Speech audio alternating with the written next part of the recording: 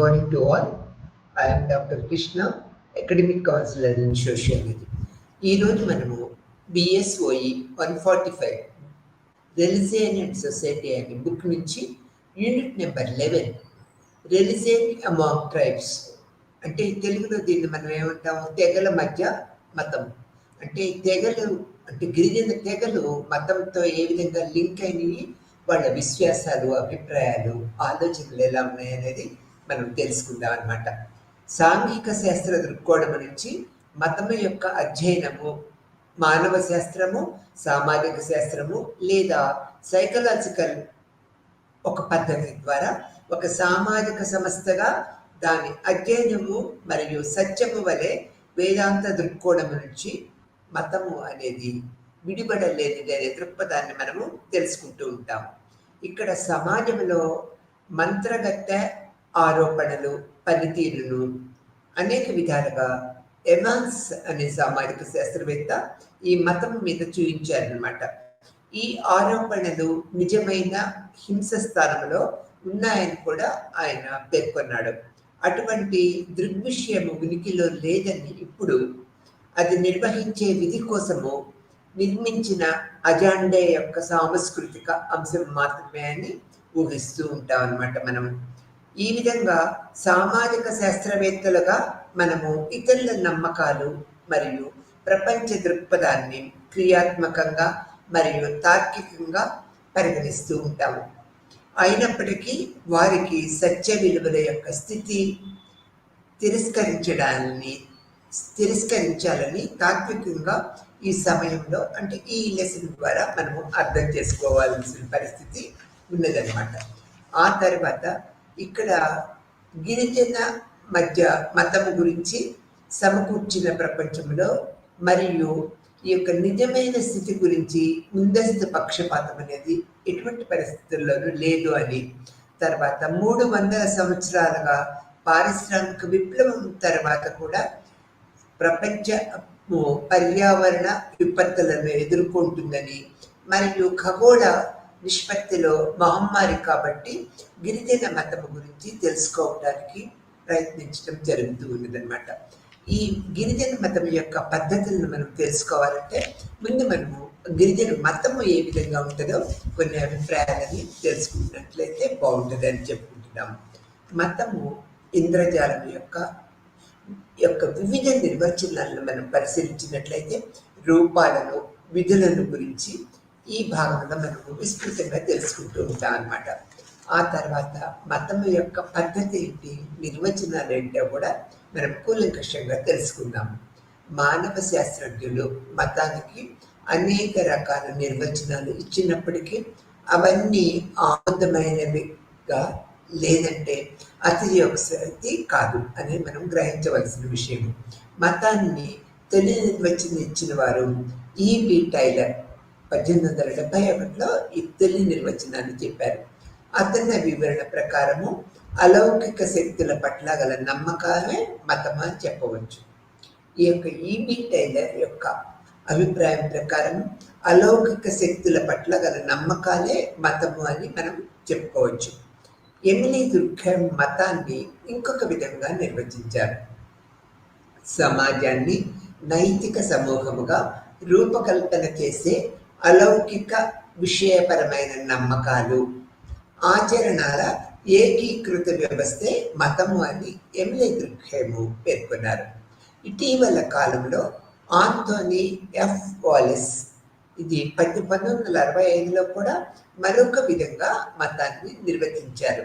అలౌకిక వ్యక్తుల బలాలు, శక్తులను సంబంధించిన నమ్మకాలు, సంస్కారాల అన్వయమైన మానవ ప్రవర్తనే మతము అని వెలిపించారనమాట. ఈ యొక్క టైలర్, ఎమిలీ దుర్ఖైమ్ మళ్ళీ ఇతని యొక్క వాలెన్ యొక్క అభిప్రాయాలు మతం మీద ఈ విధంగా ఉన్నాయి. ఆ యొక్క అభిప్రాయాలని మనం అనేక పరిశోధన పద్ధతుల ద్వారా కూడా ధృవీకరించబడ్డాయనేది అనేక కోణాల్లో మనము తెలుసుకోవాల్సిన విషయం.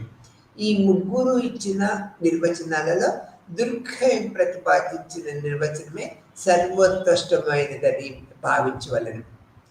ఈ ముగ్గురు 3 రకాల అభిప్రాయాలు చెప్పినా కూడా దుర్ఖాయం ప్రతిపాదించిన అభిప్రాయమే ఆ యొక్క గొప్పదిగా చెప్పుకుంటూ ఉంటాం. దుర్ఖాయం ఏం చెప్పారు? సమాజాన్ని నైతికంగా, సమూహంగా రూపకల్పన చేసే అలౌకిక విషయాలను, నమ్మకాలు, ఆచరణాత్మక ఏకీకృతం చేసేదే మతం అని దుర్ఖాయం చెప్పారనమాట. టైలర్ ఇచ్చిన నిర్వచనంలో 2 ప్రధాన లోపాలు ఉన్నాయన్నమాట. అవి ఏంటంటే ఆచరణల గురించి ప్రస్తావించకపోవటము, వైయక్తిక సామూహిక ప్రకార్యాలను వివరించకపోవటము. మతం అంటే నమ్మకాలు, ఆచరణలు 2 ఉండవలే అని, సమాజ శ్రేయస్సుకు ఉపయోగపడవలే అనే దృక్పథము కొద్దిగా కొరవడింది అని మనం చెప్పుకోవాలి. బాలెల్ ఇచ్చిన నిర్వచనంలో కూడా అనేక రకాల లోపాలు ఉన్నాయన్నమాట. సమాజ సమైక్యతను మతము దోహదంలో కూడా లోపాలు ఉన్నాయనేది మనం తెలుసుకున్నాము. సమాజ సమైక్యతకు మతము దోహదం చేస్తుందనే విషయాన్ని చెప్పకుండా మౌలికంగా మిగిలిపోయింది అనే దృక్పథాన్ని వెలుబుచ్చారనమాట. దృక్ఖాయం ఇచ్చిన నిర్వచనము పరిపూర్ణముగా ఉన్నదని ఈ యొక్క 3 అభిప్రాయాలను మనం బేరీజు వేసుకున్న తర్వాత ఆ విషయాలను చెప్పవచ్చు. మానవ శాస్త్రజ్ఞులు మతానికి సంబంధించిన అన్ని రకాల నిర్వచనాన్ని పరిశీలించి తేల్చిన విషయం ఏమిటంటే, మతము అనేక రకాలైన నమ్మకాలు, ఆచరణ ఏకీకృత వ్యవస్థగా చెప్పుకోవచ్చు. మతము అనేది నమ్మకాలు, ఆచరణ ఏకీకృత వ్యవస్థగా మనం చెప్పుకుంటాము. ఆ తర్వాత నమ్మకాలంటే భావాలు, భావనలు, ఉద్దేశాలు, వైఖరులు అన్నీ కలిసి ఉంటాయి అన్నమాట. ఆచరణలంటే కార్యకలాపాల రూపంలో ఉంటాయని తెలుసుకోవాల్సిన పరిస్థితి. ఇవి ప్రార్థన చేయటము, నైవేద్యం పెట్టడము, బలులు ఇవ్వటము, పురాణ పఠనము, శ్రవణము, మననము, కీర్తనలు, పురాణ గాథ ప్రదర్శనలు, పూజలు, పునస్కారాలు, శివమెత్తటము, పూనకము మొదలైనవన్నీ కార్యక్రమాలు ఈ మత ప్రకార్య పద్ధతుల్లోకి వస్తాయనేది మనం తెలుసుకోవాలి.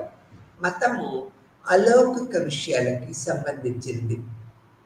అలౌకికమైన విషయాలను ఇది మనకి తెలియపరుస్తూ ఉంటుంది. జీవన్ స్మరణ సమస్యల వివరణకు సమకూరుస్తూ ఉంటుంది మతం అనేది.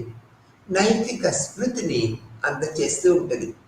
పైన పొందుపరిచిన విషయాలలో మానవ శాస్త్రజ్ఞులందరూ ఏకీభవించిన కొన్ని విషయాలలో వాళ్ళు అనేక మంది శాస్త్రజ్ఞులు ఉన్నారు కాబట్టి కొందరు విభేదిస్తారు, కొందరు ఆమోదిస్తూ ఉంటారు.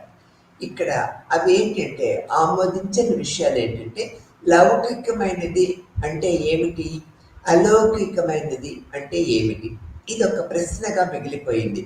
ఏది పవిత్రము, ఏది అపవిత్రము, ఆ తర్వాత ఏది మతము, ఏది ఇంద్రజాలము, మతము ఎలా అంకురించింది, ఇవన్నీ కూడా అనేక రకాల ప్రశ్నలుగా ఇప్పటికి కూడా మనం మిగిలిపోతూ ఉన్నాయి మతపరంగా. ఒక సమాజంలోని లౌకిక విషయము వేరొక సమాజంలో అలౌకిక విషయముగా పరిగణించడము జరుగుతూ ఉంటుంది. ఒకరికి అపవిత్రమైన అటువంటి విషయము ఇంకొకరికి పవిత్రమైనగా పరిగణించబడుతూ ఉంటుంది. మనము మతము అని చెప్పుకునే విషయము పరులకు ఇంద్రజాలంగా కనిపించవచ్చు. అందువలన సమస్త మానవాళి పరంగా ఏది లౌకికమో, ఏది అలౌకికమో, ఏది పవిత్రమో, ఏది అపవిత్రమో, ఏది మతమో, ఏది ఇంద్రజాలమో నిర్ధారణ చేసి చెప్పటము చాలా కష్టతరమైనది. ఈ సమస్య వల్లే మతానికి సంబంధించిన విశ్వసనీయమైన నిర్వచనాన్ని మానవ శాస్త్రజ్ఞులు సమకూర్చలేకపోయారని మనము ఈ పరిస్థితుల్లో గమనించవలసిన విషయం. తర్వాత మతంలోని అంశాలను మనం తీసుకున్నట్లయితే విశ్వాసాలు, దాన్ని ఇంగ్లీష్లో బిలీఫ్స్ అంటూ ఉంటాం. 2 సంస్కారాలు, రిచువల్స్, పురాణ గాథలు, మిస్ అంటూ ఉంటాం అన్నమాట. ఈ యొక్క మత అంశాలు ప్రముఖ పాత్ర వహిస్తూ ఉంటాయి అన్నమాట. ఇక్కడ విశ్వాసాలను మనం తీసుకున్నట్లయితే మత విశ్వాసాలు అనేక రకాలుగా ఉంటూ ఉంటాయి. సర్వాత్మకవాద విశ్వాసాలు, జీవాత్మకవాద విశ్వాసాలు, ప్రకృతి ఆరాధన విశ్వాసాలు, ఆధ్యాత్మిక విశ్వాసాలు, టోటం విశ్వాసాలు అని అనేక రూపాలలో మత విశ్వాసాలు ఉంటాయనేది మనము తెలుసుకోవాల్సిన విషయం.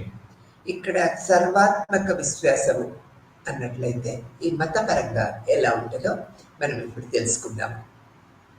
ఈ విశ్వాసము ప్రకారము జీవులకే కాక అజీవులకు కూడా ప్రాణము, ఆత్మ, వ్యక్తిత్వము అనేవి ఉంటూ ఉంటాయి.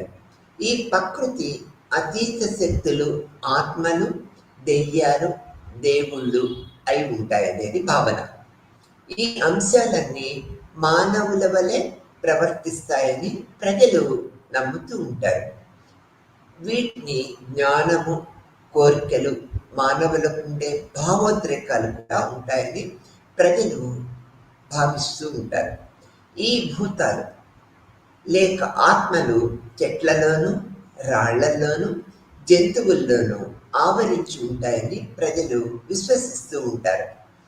మానవుల్లో ఉండే ఆత్మ నిద్ర సమయంలో తాత్కాలికంగాను, మరణించినప్పుడు శాశ్వతంగాను శరీరాన్ని విడిచి వెళ్ళిపోతాయని కూడా ప్రజలు నమ్ముతూ ఉంటారు. చనిపోయిన వారి ఆత్మలు దెయ్యాలుగా మారుతాయని కూడా భావించడము ఇక్కడ జరుగుతూ ఉంటుంది అన్నమాట. జీవాత్మకవాదము ప్రకారము అతీతమైన ఒక మానవాతీత శక్తి ఉంటుందనే ఉద్దేశం కూడా ఆయా సమాజాలలో బలముగా ఏర్పరచబడి ఉంటుంది. అటువంటి శక్తిని ఈ యొక్క మాన అని కూడా పిలుస్తూ ఉంటాం. ఈ యొక్క మానవాతీత శక్తి మన జీవిత విధానాన్ని క్రమబద్ధం చేస్తూ నడిపిస్తుంది అనే భావన మనం ఏర్పరచుకుంటూ ఉంటాం.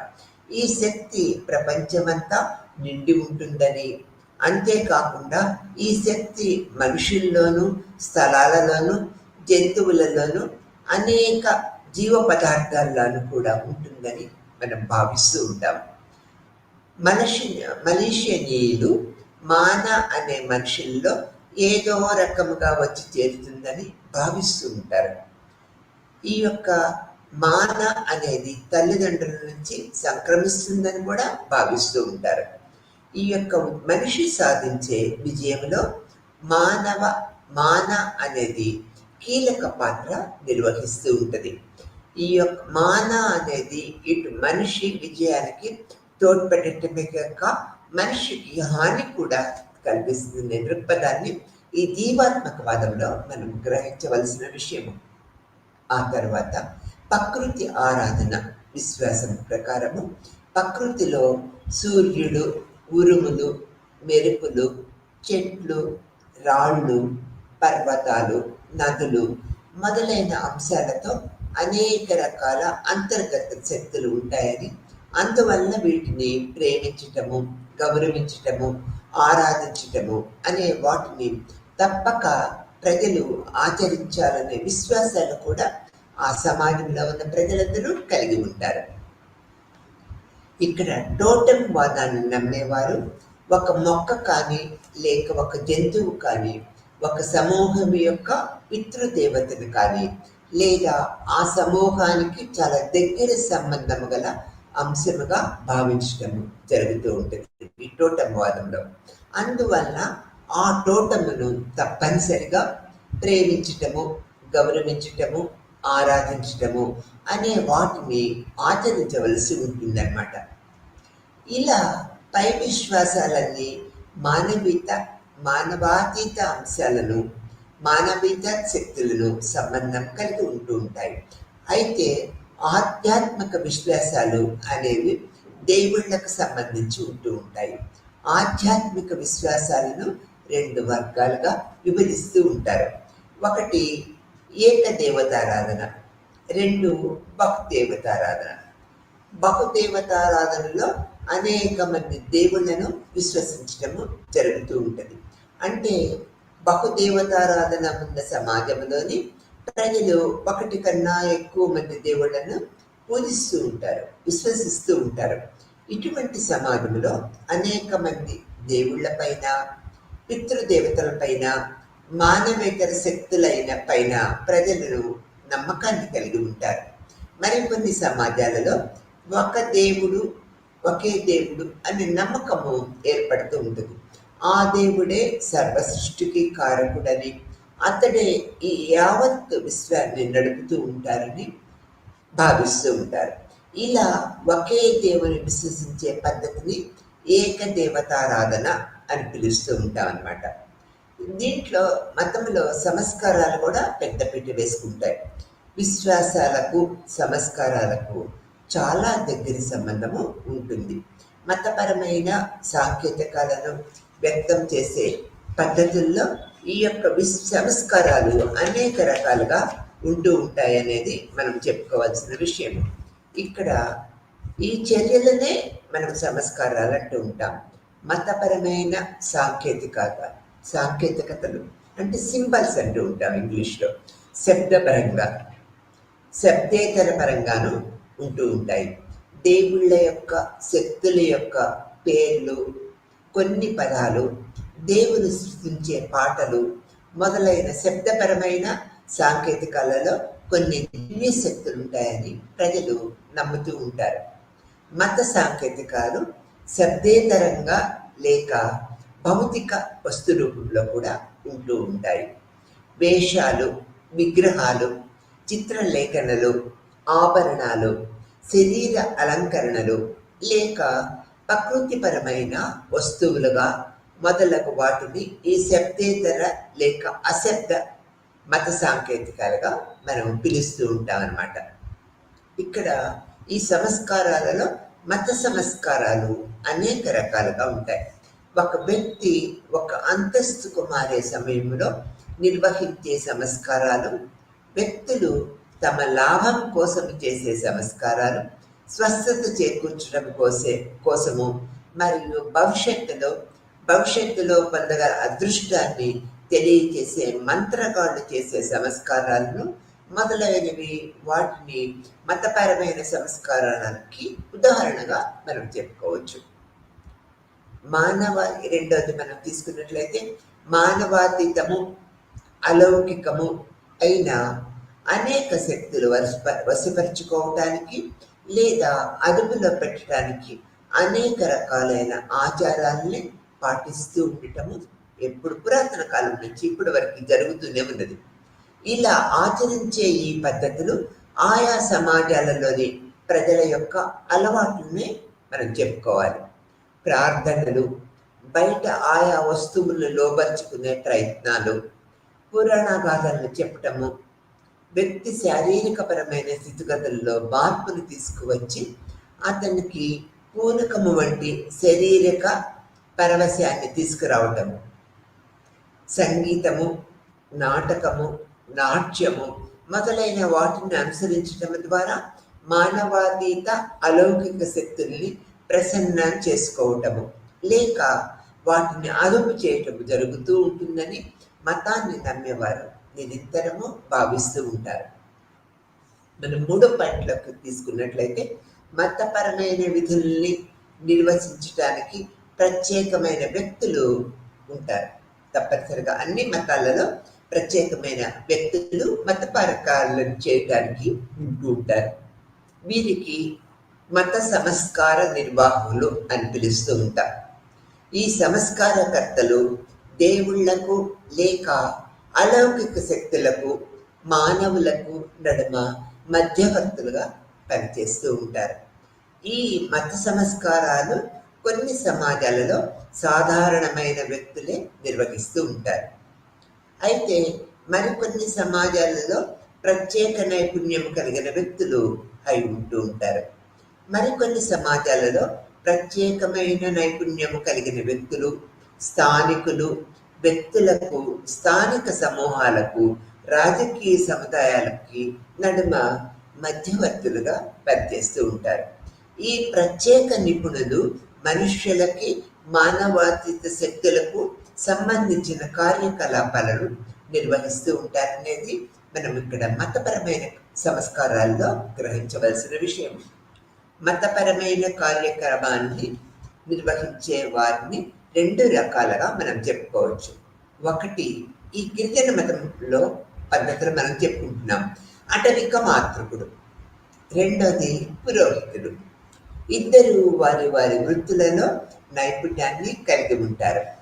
ఇందులో అటవిక మాంత్రికుడు పరిమితి కాలంలో ఈ వృత్తిని అవలంబించగా, పురోహితుడు పూర్తి కాలము అదే వృత్తిలో కొనసాగుతూ నిరంతరము మతపరమైన కార్యకలాపాలు నిర్వహిస్తూ ఉంటారు.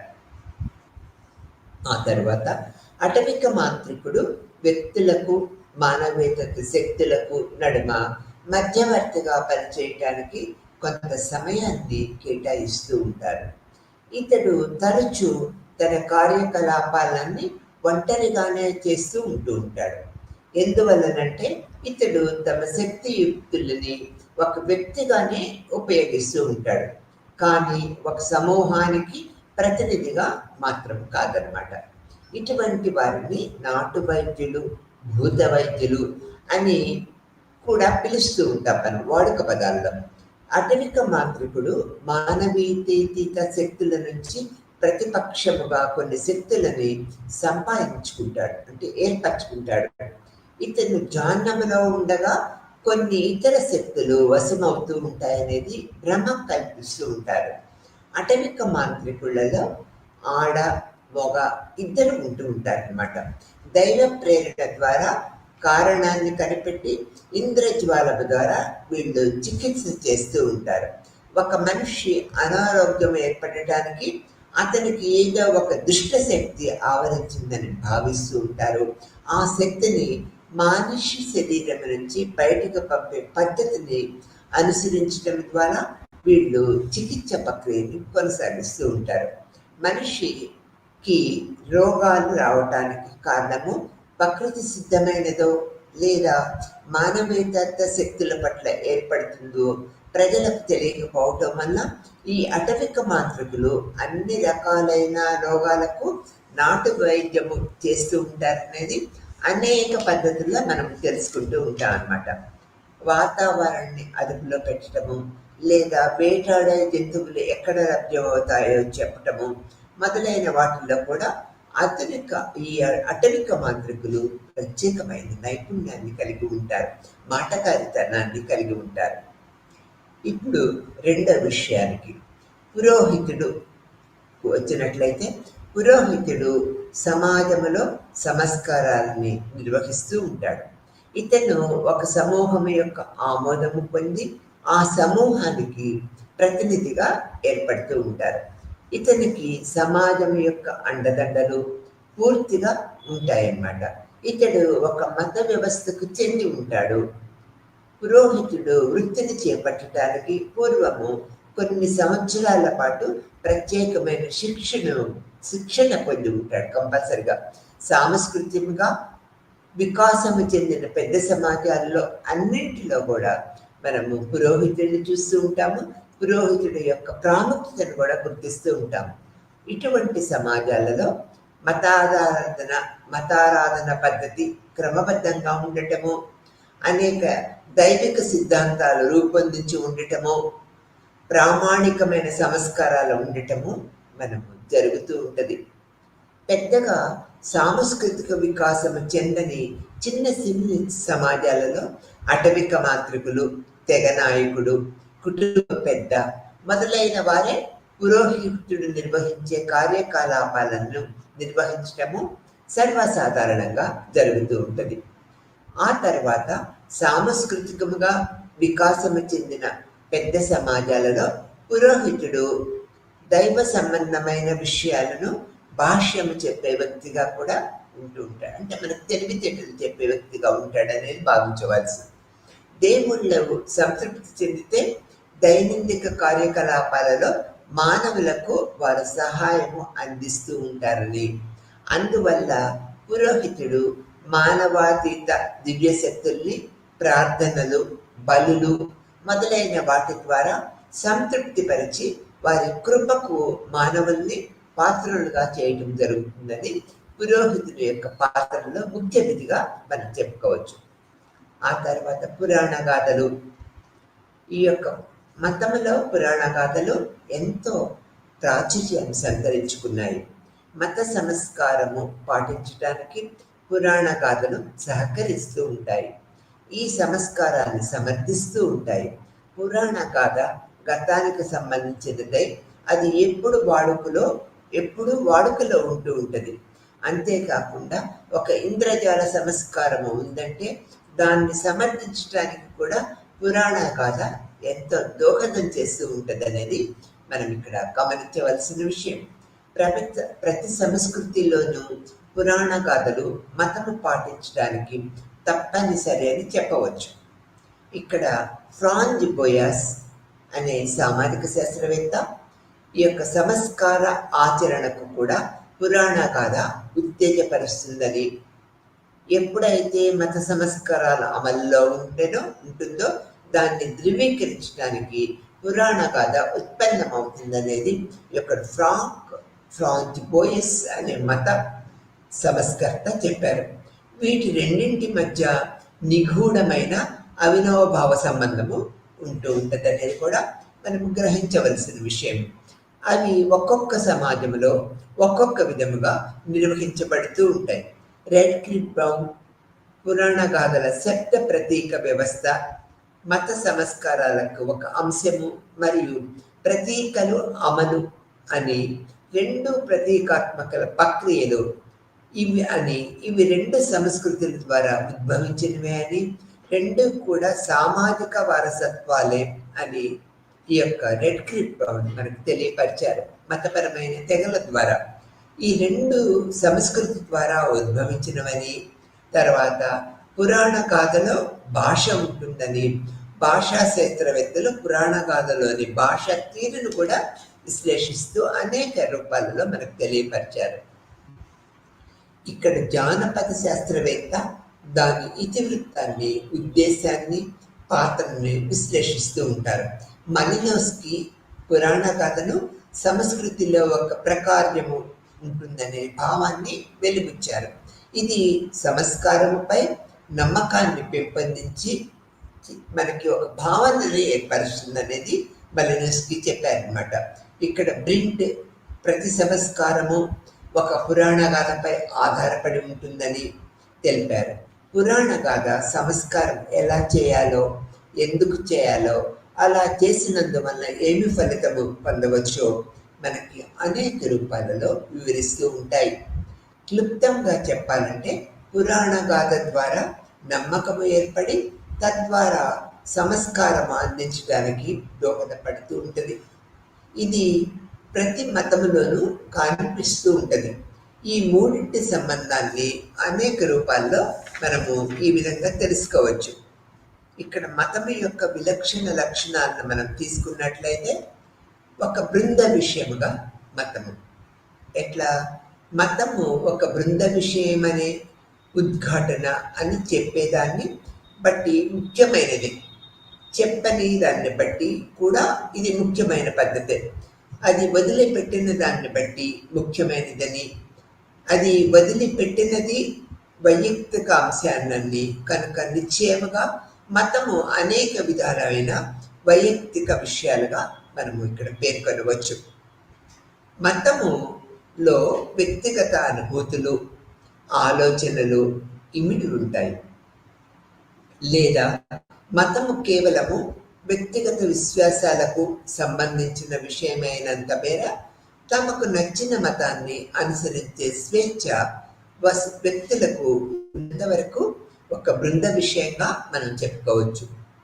ఆ తర్వాత సెకండ్ పాయింట్కి వచ్చినట్లయితే పవిత్ర అభౌతిక విషయాల పట్ల దాన్ని ఆసక్తి మతేతరమైన సాంఘిక సంస్థలలో లౌకిక రంగంలో పనిచేస్తూ ఉంటాయి. నిత్య జీవితము రంగంలో ఉదాహరణ తీసుకున్నట్లయితే క్రయ విక్రయాలు, వివాహాలు, విడాకులు, జననాలు, శాసనాలు, విద్య, ఇవన్నీ లౌకిక రంగానికి సంబంధించినవిగా మనం చెప్పుకోవచ్చు. మతము పవిత్రమైనది. మతానికి సర్వాగత ఒక ధోరణి ఏమిటంటే నిర్దిష్ట వస్తువుల పట్ల, జీవుల పట్ల, సన్నివేశాల పట్ల ఆశ్చర్యము, భక్తి, గౌరవము వ్యక్తము చేయటము, అలాంటి వాటిని మామూలుగా లౌకికమైన వాటి నుంచి వేరు చేయటము జరుగుతూ ఉంటుంది. ఈ మూడో పాయింట్లోకి వచ్చినట్లయితే మతము కొన్ని విశ్వాసాల సముదాయము అని మనం చెప్పుకున్నాం. ఈ లక్షణము పవిత్రత, అలౌకికత్వానికి యొక్క విస్తరణ. ఎందుకంటే ఈ యొక్క అనుభవాలను సమర్థించే ప్రయత్నంలో మత బృందాలు వివరణలను అభివృద్ధి చేస్తూ ఉంటాయి, తార్కిక సమర్థతలను కల్పిస్తూ ఉంటాయి, వాస్తవాలను ఆవిష్కరిస్తూ ఉంటాయి. కాలక్రమాన ఇవి విశ్వాసాల సముదాయముగా వ్యవస్థీకరించబడుతూ ఉంటాయన్నమాట. ఈ విధంగా ప్రతి పెద్ద మతము ఒక పవిత్ర గ్రంథాన్ని ఉంటుంది.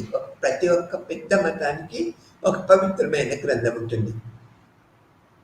బృందము యొక్క విశ్వాసాలను అది అనేక రూపాలలో వెల్లడిస్తూ ఉంటుంది, లేదా విశ్వాసాలను నిర్ణయించడానికి ప్రాతిపదికను సమకూరుస్తూ ఉంటుంది.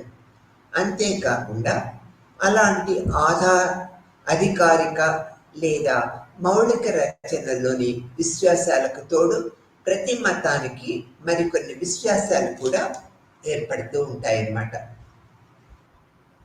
వ్యక్తికి సంబంధించినంత వరకు బృంద విషయాలు ఖచ్చితంగా బృందము చేత ప్రతిష్ఠించబడిన లేదా అంగీకరించబడిన నియమాల క్రిందకి వస్తూ ఉంటాయి.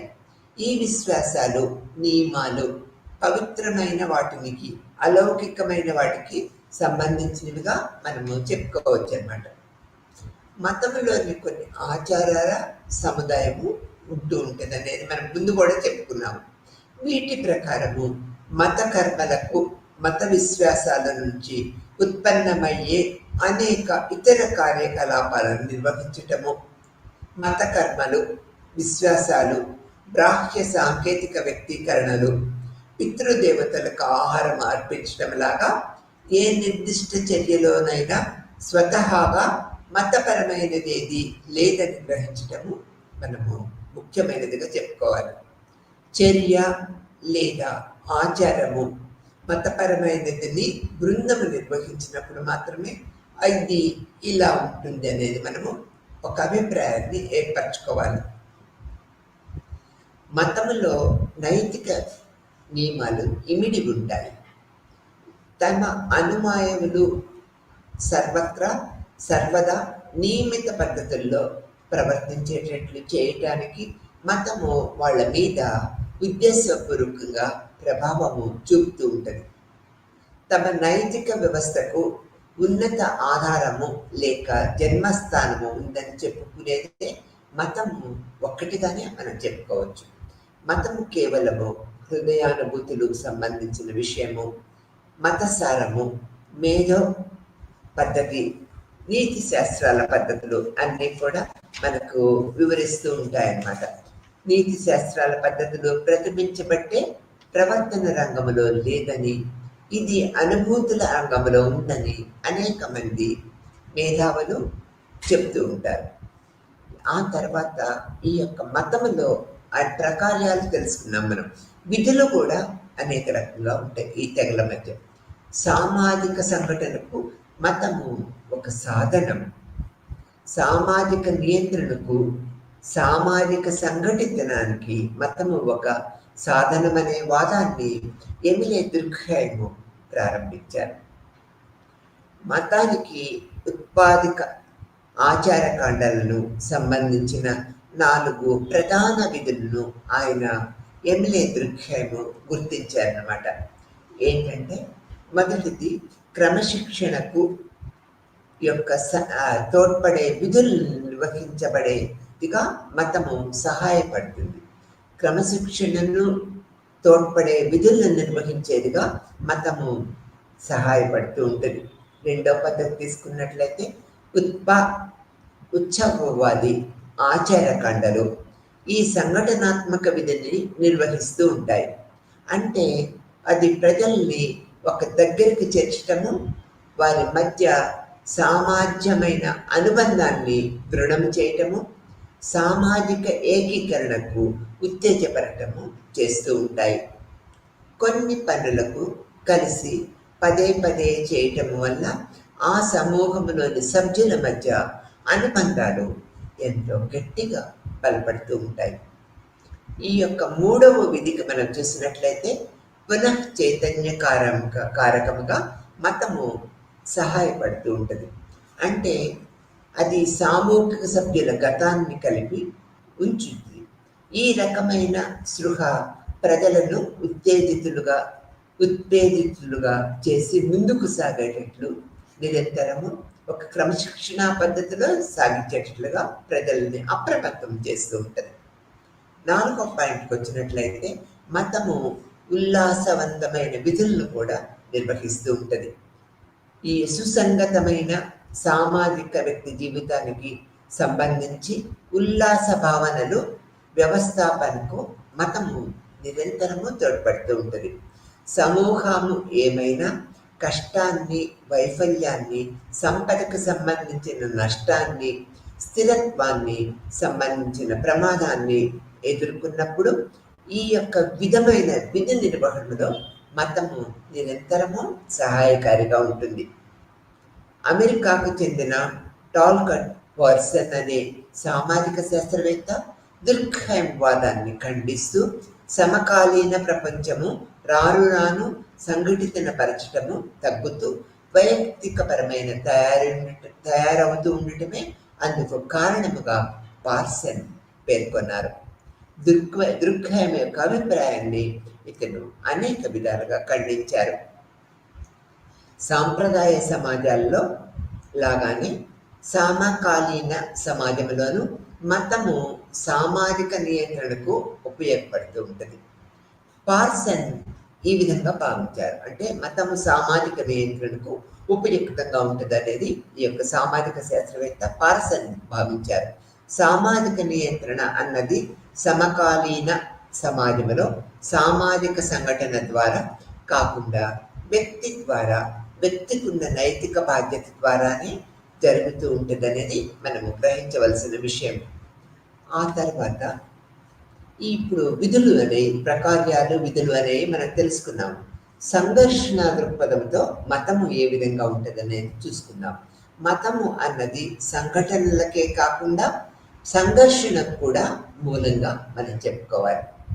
యూరప్లో క్రైస్తవ మత చరిత్ర, ఆసియాలలో ఇతర మతాల చరిత్ర దానికి ప్రమాణాలుగా మనం తెలుసుకోవచ్చు. మత యుద్ధాలు క్రూరమైనవి, రక్తపాతమైనవిగా మనము గ్రహించవలసిన విషయం. ఎందుకంటే మతము పట్ల నిబద్ధత సంఘర్షణలకు దారితీస్తూ ఉంటుంది. సమాజంలో మత విభేదాలు ఉద్రిక్తలను, సంఘర్షణలు కూడా సృష్టిస్తూ ఉంటాయి. అది సమాజం మొత్తాన్ని సంఘటనలు కాకుండా ముక్కల కింద విడిపోవటానికి తోడ్పడుతూ ఉంటుంది. భారతదేశంలో కొన్ని మతపరమైన దొమ్మీలు, వివిధ మత సమూహాలు సంఘర్షణలను సృష్టించడానికి ఎట్లా తోడ్పడుతున్నాయో చెప్పటానికి మంచి ఉదాహరణలు మన భారతదేశంలో ఎన్నో ఉన్నాయి. ఆ తర్వాత ఆత్మీయ అనుభవాల అర్థమే మతం యొక్క అర్థంగా చెప్పుకోవచ్చు. మతము ఆత్మీయమైన అనుభవాలకు వివిధ సందర్భాలలో అర్థాన్ని కల్పిస్తూ ఉంటుంది. మత జీవితానికి క్లిష్ట పరిస్థితులలో అర్థాన్ని కల్పిస్తూ ఉంటుంది. ఈ యొక్క ధనాంశాత్మక ప్రయోజనాన్ని కల్పిస్తూ ఉందని పార్సన్ అభిప్రాయపడ్డారు. దుర్ఖైమ్ అభిప్రాయంలో మతము అన్నది మరణ వినియోగాల సందర్భాల్లో ఓదార్పు కలుగజేసే ఒక సాధనంగా దుర్ఖైమ్ తెలియపరిచారు.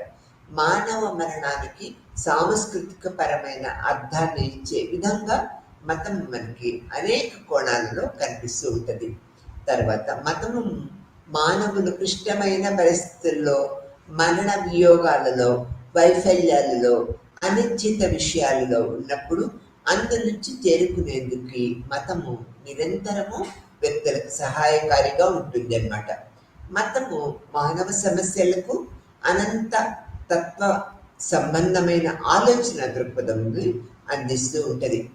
సాపేక్షించడానికి ప్రయత్నము అనేక విధాలు మనకి చేస్తూ ఉంటుందని చెప్పుకోవచ్చు. ఆ తర్వాత సౌందర్య తత్వపరమైన వ్యక్తీకరణకు ఎంతో ఉత్తేజకరంగా మతము ఉంటూ ఉంటుందన్నమాట. సమాజాలకు సౌందర్య తత్వ పరిధుల్లో మతము మరొక రకమైన విధిని నిర్వహిస్తూ ఉంటుంది. సౌందర్య తత్వము మతానికి సంబంధించిన పూర్తి రంగం కాదు, కానీ కొన్ని గొప్ప వాస్తు శిల్ప చిహ్నాలు, సంగీత రచనలు, శిల్ప చిత్రకళారూపాలు మతానికి సంబంధించిన ఇతివృత్తాలకు, వస్తువులకు కలిగి ఉండటం మనము అనేక విషయాలలో ఈ యొక్క సౌందర్య తత్వపరమైన వ్యక్తీకరణను మనము గమనించవచ్చు. సౌందర్య తత్వపరమైన వ్యక్తీకరణలకు మతము ఉత్తేజకారకముగా మనము చెప్పుకోక తప్పదన్నమాట అనేక కోణాలలో. తర్వాత సామాజిక సంక్షేమానికి మతం ఆధారం. మనకు తెలియని కాలాల నుంచి మత సమూహాలు అవసరాలలో ఉన్న వారికి ఆదుకునే తత్వాన్ని మనుషుల్లో ప్రోత్సహిస్తూ ఉంటుందన్నమాట. ఉదాహరణకు తీసుకున్నట్లయితే 19వ శతాబ్దంలో అనాథ శరణాలయాలకు, చెవిటి వారికి, మూగవారికి, మానసిక వైకల్యం కలవారికి పాఠశాలలు, ఇంకా అలాంటి సంక్షేమాత్మక సేవా పరాయణ సంస్థల స్థాపనలో మత సమూహాలు ముందు శ్రేణిలో ఉన్నాయనేది కూడా మనం గమనించవలసిన విషయం. ఆ తర్వాత నైతిక విలువలను బలపరచడం. మతము మానవుల యొక్క నైతిక స్థాయిని ఏర్పరిచి వారు వాటిని అనుసరించాలని ఆశిస్తూ ఉంటుంది. మతము మానవ సమూహము ఇది చేయదగినది, ఇది చేయదగినది అని వాటిని నిర్దేశిస్తూ ఉంటుంది. నైతిక విలువలు మత వ్యవస్థలో అంతర్భాగంగా మనం భావించాలి. హిందూ మతంలో నైతిక విలువలు సమాజంలోని విలువల ప్రమాణాలతో పొందిక కలిగి ఉండేందుకు ఈ యొక్క ప్రయుక్తాలు ఎన్నో చేస్తూ ఉంటుంది. ఆ తర్వాత మత సంస్కారాలకి నిర్వాహకులు అనేక మతాలలో అనేక రకాలుగా ఉంటారు. వీరిలో మొదటి వారు అటవిక మాంత్రికుడు, రెండోది ఇంద్రజాలికుడు లేక మాంత్రికురాలు, 3 అసాధారణ శక్తులు కలిగిన వ్యక్తులు, 4వది పురోహితుడు. ఈ విధంగా వీళ్ళు మతపరమైన కార్యాలని అనేక విధాలు మనకి తెలుస్తూ ఉంటారు. ఇక్కడ ఇంద్రజాలము అనేది మతపరంగా నిర్వహిస్తూ ఉంటాము.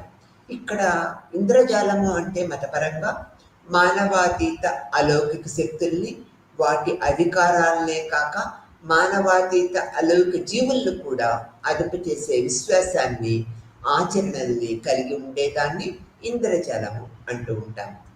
అలౌకిక శక్తుల పట్ల మానవుని యొక్క ప్రవర్తన 2 విధాలుగా ఉంటూ ఉంటుంది. ఇవి అలౌకిక శక్తులను తన స్వలాభాపేక్షలో లొంగ తీసుకోవటము, లేదా ఇలాంటి అతీత శక్తుల్ని పూజించి, ప్రార్థించి, మెప్పించి ఇవి మానవాళికి మేలు చేసే విధంగా సుముఖము చేసుకోవటము మొదటి పద్ధతి. ఇంద్రజాలము 2వ దానికి మతము అని అనవచ్చు అన్నమాట. అవలంబించే పద్ధతుల్లో భేదాలు ఉన్నప్పటికీ మతము, ఇంద్రజాలము కూడా మానవునికి అర్థం కానటువంటి అలౌకిక శక్తులకు మానవునికి మధ్య గల సంబంధాన్ని సూచించేవిగా మనం చెప్పుకోవాల్సిన పరిస్థితి ఉన్నదన్నమాట. ఫ్రేజర్, మలినోస్కీ యొక్క సామాజిక శాస్త్రవేత్తల ప్రకారము కొన్ని భూతాలు స్వాధీనం చేసుకొని వాటిని మంచివి కానీ చెడువు కానీ ఉపయోగించడమే ఇంద్రజాలం అంటూ ఉంటారు. అంటే కొన్ని భూతాలని స్వాధీనం చేసుకొని మంచి పనులకు కానీ చెడ్డ పనులకు కానీ వినియోగించడాన్ని ఇంద్రజాలం అంటూ ఉంటారనేది చెప్పుకోవాలి. నిత్య జీవిత సంఘటనలు, ప్రకృతిలో విశేషాలు కొన్ని శక్తుల ప్రభావంతోనే జరుగుతూ ఉంటాయనేది ఆదిమ వాసులు అభిప్రాయపడుతూ ఉంటారు. ఆ శక్తులు వశం చేసుకుంటే జీవిత సంఘటనలను, ప్రకృతి విశేషాలను ఎదుర్కొని జయించవచ్చు అనేది భావన వాళ్ళు కలిగి ఉంటారు.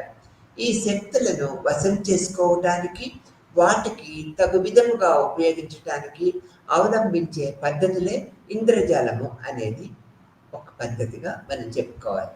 ఇంద్రజాలం యొక్క విధులు ఏంటంటే వివరణ ఇస్తూ ఉంటాయి. ఎందుకు చేయాలి, ఎలా చేయాలని వివరణ ఇస్తాయి. అభయం ఇస్తూ ఉంటాయి, మనకి రక్షణ కల్పిస్తాయనే భావన ఏర్పరుస్తూ ఉంటుంది. తర్వాత స్థిరమైన అభిప్రాయాలని ఇది కలిగి ఉంటుంది అనేది మనం ఇక్కడ చెప్పుకోవాలన్నమాట. ఈ విధంగా మతము ఒక సమాజంలోని సభ్యులు తమ పరిసర వాతావరణాన్ని ఎలా దర్శించి అర్థం చేసుకుంటారో ఆ తీరున సమాజము ప్రపంచ దృక్పథం అని చెప్పవచ్చు ఈ మతాన్ని. ఈ రాబర్ట్ రెడ్ ఫీల్డ్ ప్రకారము నేను ఎక్కడున్నాను, నేటి మధ్య నేను సంచరిస్తున్నాను, ఆయా వస్తువులకు నాకు గల సంబంధం ఏమిటి అనే ప్రశ్నలకి ఒక వ్యక్తి ఇచ్చే సమాధానాల మొత్తము ఆ వ్యక్తి ప్రపంచక దృక్పథము అవుతూ ఉంటుంది. ఇవన్నీ కూడా మతము ద్వారా మనము ఏర్పరచుకుంటూ ఉంటామనే దృక్పథాన్ని మనం ఇక్కడ తెలుసుకోవాల్సిన విషయం. ఈ యొక్క రిలిజియన్ అమాంగ్ ట్రైబ్స్ విషయానికి వచ్చినట్లయితే మతము అంటే ఏంటో చెప్పుకున్నాము. ఇక్కడ ఫ్లేచర్ అండ్ టేలర్ యొక్క అభిప్రాయాలను కూడా చెప్పుకున్నాము. తెగలు, స్వదేశీ ప్రజలను మనం తీసుకున్నట్లయితే గిరిజనులు ఇతర మూలాల నుంచి వచ్చిన తెగ నిర్వచనము గురించి ఎక్కువ వివరాల్లోకి వెళ్లకుండా తెగ లేదా స్థానికంగా అనేక రకాల వస్తువులను కలిగి ఉన్న బియ్యం అని అర్థం చేసుకోవాల్సిన పరిస్థితి ఉన్నదన్నమాట. ఆ తర్వాత మానవాతీత జీవుల యొక్క ప్రాపంచిక దృష్టికోణంలో మరియు స్వభావము తెగ నుంచి తెగకు భిన్నంగా ఉంటూ ఉంటాయి. ఒక తెగకు అనేక రకాల అభిప్రాయ భేదాలు ఉంటూ ఉంటాయి మరియు వారి జీవనోపాధి మరియు వారి సామాజిక వాతావరణంపై ఆధారపడి ఉంటుంది. ముఖ్యంగా ఇతర సంఘాలు మరియు సంస్కృతులకు సామీప్యత, వారి నమ్మకాలు మరియు అభ్యాసాలు, బాహ్య పరిస్థితులు మరియు చారిత్రక సంఘటనల ద్వారా కూడా ప్రతిబింబడుతూ ఉంటాయన్నమాట. ఆ తర్వాత తెగల సంక్షోభాలకు ప్రతిస్పందించే సాధనాలు, వలసరాజ్యము వంటి బాధాకరమైన సంఘటనలు, ఈ యొక్క ఓషియానియాలో సహస్రతాబ్ది ఉద్యమాలు మరియు భారతదేశంలో ఈ యొక్క ప్రవర్తన పెరుగుదల వంటి తెగల మధ్య కొత్త మత ఉద్యమాలు ప్రేరేపించాయనేది మనము ఇక్కడ గమనించవలసిన విషయంగా చెప్పుకుంటూ ఉంటాము. ఆ తర్వాత సూపర్ హ్యూమన్లో ఉపశయనము, పరమాత్మ, పవిత్రత, అపవిత్రత భావాలని మతము అనేక విధాలా కూడా మనకు కలిగిస్తూ ఉంటుంది. ఎలా ఉన్నట్లయితే పరిణామవాదులు మరియు స్వదేశీయ కమ్యూనిటీలపై ప్రారంభ పరిశీలకులు వారు తక్కువ దేవుళ్లకు మరియు అతీంద్ర జీవులకు మాత్రమే నమ్ముతారని, అయితే ఉన్నతమైన సారూప్యము, దేవతత్వం గురించి ఎటువంటి భావన లేదని ఇక్కడ మనము చెప్పుకోవాల్సిన పరిస్థితి ఉండదన్నమాట. తర్వాత వివిధ మానవాతీత జీవులు, ఆ యొక్క మతంతో వివిధ మానవాతీతుల భావన ఏ విధంగా ఉన్నదో కూడా మనం తెలుసుకుందాము. ఈ యొక్క ఒక వియుక్త సర్వవ్యాప్త దైవత్వము దాదాపు ఎల్లప్పుడూ అనేక జీవులుగా డీస్ట్రక్చర్ చేయబడి ఉంటుందని, వీరు సాధారణంగా ఎక్కువ మంది మానవుల వంటి పాత్రలను కలిగి ఉంటారని మరియు హుడ్తో సంభాషించగలిగితే విధంగా మరియు పరస్పర చర్య చేసే విధంగా ఉంటాయని మనం ఇక్కడ తెలుసుకోవాలి. తర్వాత నైరుష్య సర్వవ్యాప్త దైవత్వము చాలా అరుదుగా ప్రత్యక్షంగా ఆరాధించబడుతుందనే భావన కూడా ఇక్కడ మనం ఏర్పరచుకున్నాము. తర్వాత సర్వసాధారణంగా కుల దేవతల ప్రాబల్యం ఉంటుందని, ఉత్తరాఖండ్లో జాటులు వారు పూర్వీకులు కాదు, పితృవంశానికి పోషకులు మరియు రక్షకులుగా ఉన్న మానవాతీత జీవులు మరియు తండ్రి నుంచి కొడుకుకు సంక్రమిస్తూ ఉంటాయనేది, అంటే వారసత్వంగా మత లక్షణాలు ఏర్పరచుకుంటారనే భావన మనము ఇక్కడ తెలుసుకుంటూ ఉంటాం అన్నమాట. గ్రామ దేవతలు మరియు స్థల దేవతలు అన్ని స్థానిక ప్రజలలో కూడా సాధారణంగా ఉంటూ ఉంటారన్నమాట. వారు సెటిల్మెంట్ల యొక్క సరిహద్దులను వీక్షిస్తూ ఉంటారు మరియు కొన్ని సమయాలలో సంచార ప్రజల విషయంలో సెంటిమెంట్ కూడా రూపొందించడంలో సహాయపడుతూ ఉంటారనేది కూడా మనము గమనించవలసిన విషయము. ఉదాహరణ తీసుకున్నట్లయితే జాడులు ఒక ట్రాన్స్ హ్యూమన్ వంటి కమ్యూనిటీ ఈ సంఘము కొత్త శిబిరం ఏర్పాటు చేసినప్పుడల్లా కొత్త సెటిల్మెంట్కు అధ్యక్షత వహించే దేవతను వారు మొదట ఏర్పాటు చేస్తూ ఉంటారు. ఈ యొక్క పద్ధతులలో ఆరోగ్యము, ఆచారాలపై మతం యొక్క ప్రభావం ఏ విధంగా ఉంటుందో కూడా మనం తెలుసుకుందాం. స్థానిక సమాజాలలో మతం యొక్క ప్రత్యేక కోణము అనేది ఏమీ లేదు. మానవాతీత జీవులు, దేవతలు, ఆత్మలు మరియు దెయ్యాలు సామాజిక వ్యవహారాలలో మరియు ప్రత్యేకంగా ఆరోగ్య రంగంలో చురుకైన పాత్ర పోషిస్తూ ఉంటాయి.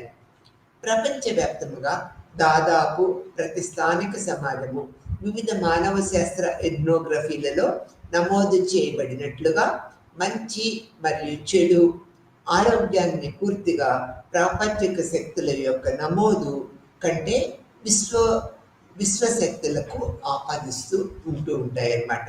అనారోగ్యానికి వివిధ రకాలైన ఆత్మల యొక్క అసంతృప్తి మరియు మానవ మరియు మానవేతర జీవుల మధ్య అసమతుల్యత లేదా విశ్వము యొక్క అసమతుల్యత కారణంగా మనం చెప్పుకోవచ్చు అన్నమాట. ఇది తరచూ మంత్ర విద్య మరియు చేతబడి వంటి దుష్ట శక్తుల పనిని ఆపాదిస్తూ ఉంటాయనేది ఈ ప్రక్రియ పద్ధతిలో మనం గమనించవలసిన విషయం అన్నమాట. ఆ తర్వాత పొరుగున ఉన్న హిందూ ప్రభావంతో పితాళ మాత, చిన్న ఫ్రాక్స్ నూత అని చెప్పుకోవచ్చు వంటి దేవతలకు గిరాసియా వంటి గిరిజనులు పూజిస్తూ ఉంటారు.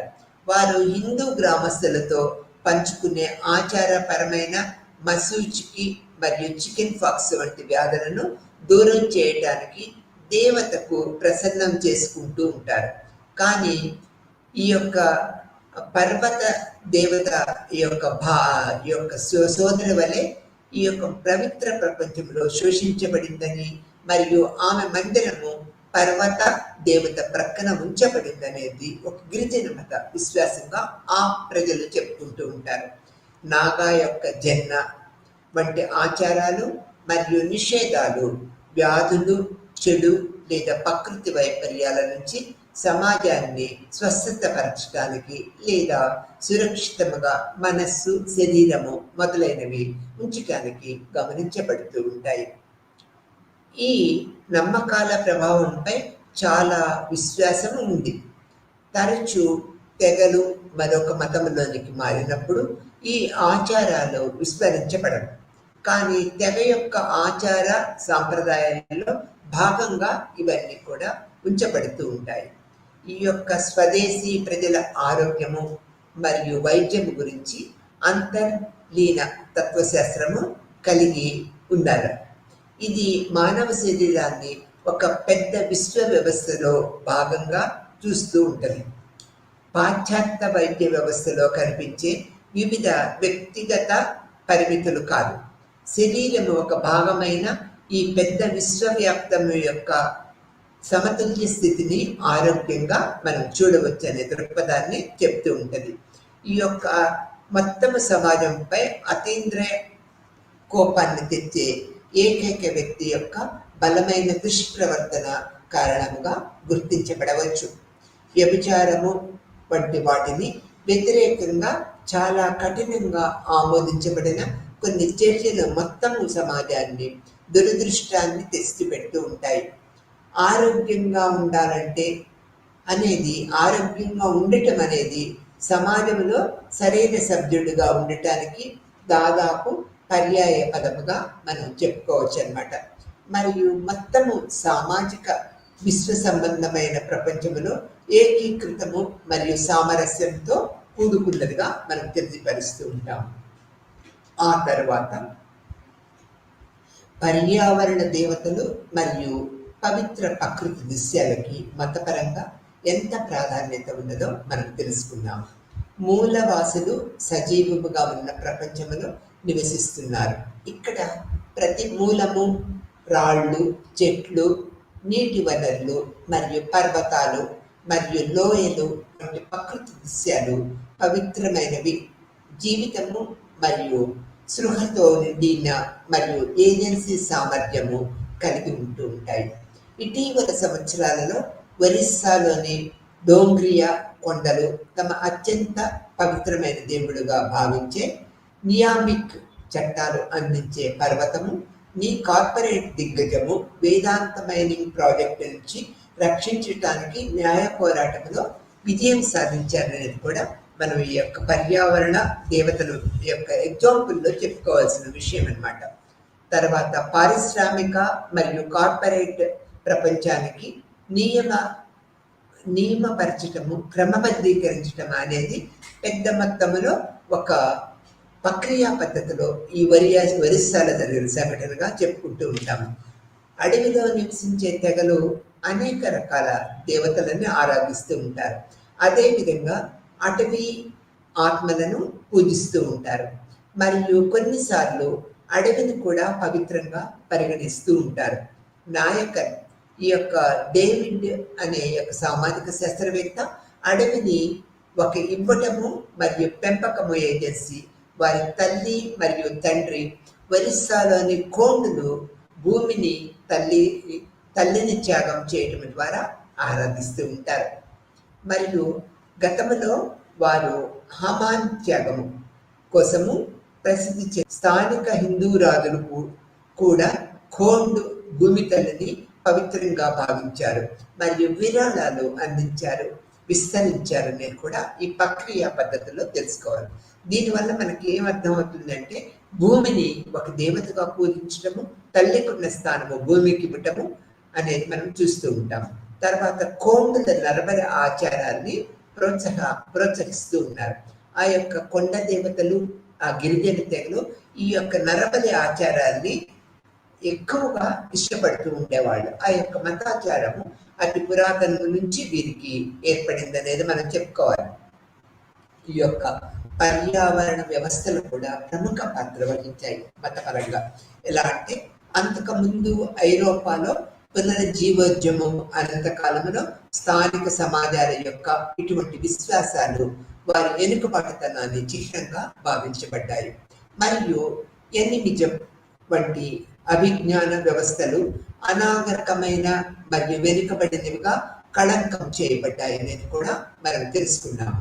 నాగరికత పేరుతో మరియు తరువాత వలసపాదుల యొక్క యుగంలో అభివృద్ధి పేరుతో వాటికి పవిత్రమైన చెట్లను మరియు అడవులను నరికివేయడానికి గిరిజనులు ప్రోత్సహించబడ్డారు. కానీ నేడు అపూర్వమైన ప్రపంచ పర్యావరణ వైపరీత్యాల నేపథ్యంలో కనీసము కొంతమంది శాస్త్రవేత్తలు మరియు పండితులు ప్రకృతిని మృత వస్తువుగా మానవ దురాశకు మాత్రమే దోపిడీ చేయవలసిన వనరులుగా చూడటం యొక్క తప్పు గురించి పునరాలోచిస్తూ ఉన్నారు మేధావులందరూ. ఇంతకు ముందు గిరిజన మూఢనమ్మకాలలో పవిత్రమైన జ్ఞానము, పర్యావరణ జ్ఞానం యొక్క కోణము నుంచి మనము చూసినప్పటికీ విలువైన అనేక విషయాలు మనకి ఈ విధంగా ప్రకృతి పర్యావరణానికి ఈ యొక్క మతము తెగ ఎలా దోహదపడ్డాయనేది మనకి తెలియపరుస్తూ ఉన్నది. ఆ తర్వాత ఇక్కడ మనము ఈ లెసన్ లో తెలుసుకోవాల్సిన విషయం ఏమిటంటే సాంఘిక శాస్త్ర దృక్కోణం నుంచి మతము అధ్యయనం చేయటము, మానవ శాస్త్ర సామాజిక లేదా మానసిక శాస్త్రాన్ని అధ్యయనం చేయటము అనేది మతాన్ని ఒక సామాజిక సంస్థగా అధ్యయనం చేయటము మరియు వేదాంత దృక్పథం నుంచి సత్యం కాదు. అందుకే సామాజిక శాస్త్రపరంగా గిరిజన విశ్వాసాలు మరియు ఇతరులు ప్రపంచ దృష్టికోణంలో ఫంక్షనల్గా పరిగణించబడుతూ ఉంటాయి మరియు సత్య విలువ యొక్క తీర్పును నివారిస్తూ ఉంటుంది. అదే మార్గంలో ఈ యూనిట్ గిరిజన మతాన్ని ఉనికిలో ఉన్నట్లు చర్చిస్తూ ఉంటుంది. అది అన్య దేశమైనది కాబట్టి కాదు, వారి జీవన విధానాన్ని మరియు వేలాది సంవత్సరాలుగా ఉన్న విశ్వాస వ్యవస్థలను మనకు పరిచయం చేయడానికి ఎంతో వీలు కల్పిస్తూ ఉంటుంది. వాటిలో మనుగడ సాగిస్తూ మరియు భూమిని కూడా జీవించేలాగా చేస్తూ ఉంటుంది. ఈ యొక్క ప్రక్రియా పద్ధతుల ద్వారా మతం యొక్క ఈ యొక్క తెగలలో ఉన్న విశ్వాసాన్ని మనము తెలుసుకోగలుగుతూ ఉన్నాం. మత విశ్వాసాలు, తెగలలో ఉన్న మత విశ్వాసాల వల్ల పర్యావరణం కూడా పరిరక్షించబడుతుంది అనేది ఎంతో గొప్ప విషయంగా మనము గ్రహించగలుగుతూ ఉన్నాం. ఈ రిలిజియన్ అండ్ ట్రైబ్స్ మీద మనకు మత ప్రక్రియ పద్ధతులు అనేక విధాలుగా దోహదపడుతూ ఉన్నాయి. నమస్తే.